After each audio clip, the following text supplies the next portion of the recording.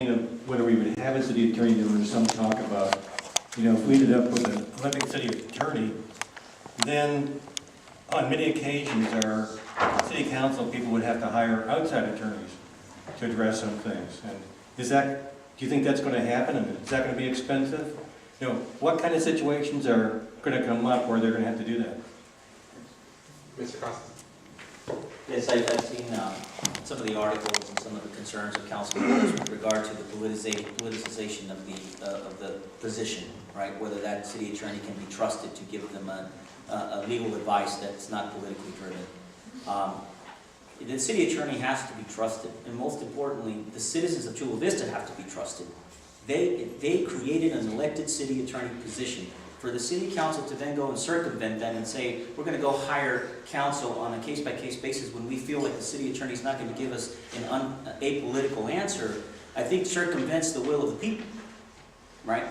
So my first position is, the city attorney position is elected. That's what the citizens of Chula Vista wanted. And the city council needs to respect the desires and the will of the city.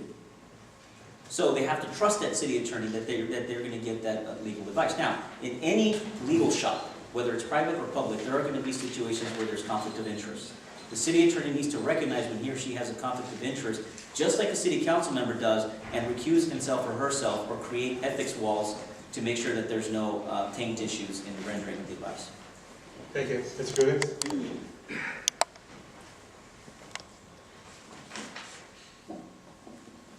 Thank you. I thought that was a very good answer. There is definitely a concern, I think, at the city council, after having the benefit of an appointed city attorney for so long, that the elected city attorney is going to come along and be motivated by some interest they think is inappropriate, or maybe different from the interests that are motivating them, and not give appropriate legal advice.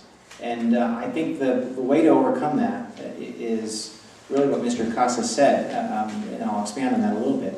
You need to develop relationships with city council members where they know that they can trust you. They can know that you are giving unbiased, high-quality legal advice, that you're not motivated by political interests, and that there is no need to actually go to outside counsel. If there's a conflict of interest, and then there may be from time to time, that is typically something that the city attorney himself needs to identify. If there is a city council member or other official that's under scrutiny for inappropriate conduct, it may be appropriate to go to outside counsel and refer those matters. But they really need to look to the city attorney and rely on the city attorney, and it's important for the city attorney to demonstrate that they are reliable. The problem up in the city of San Diego was that relationship was broken.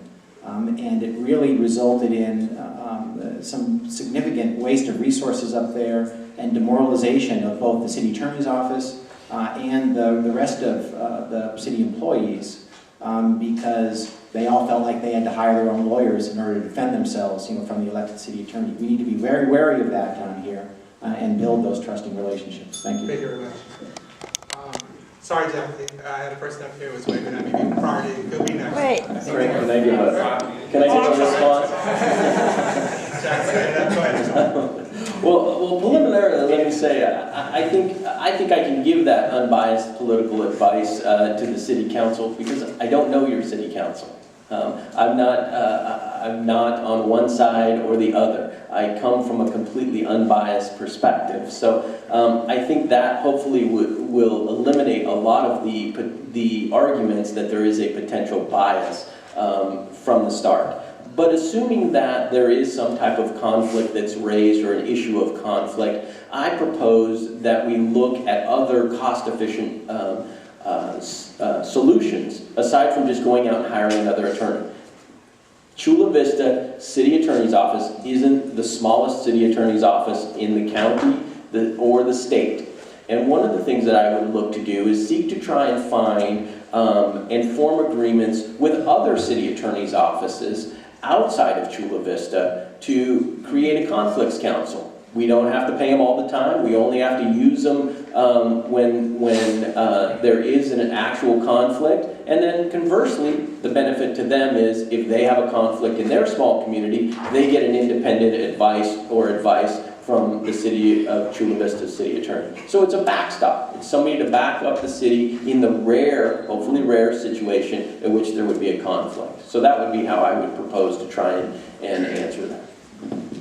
Thank you, Mr. Bacon, and I apologize for that.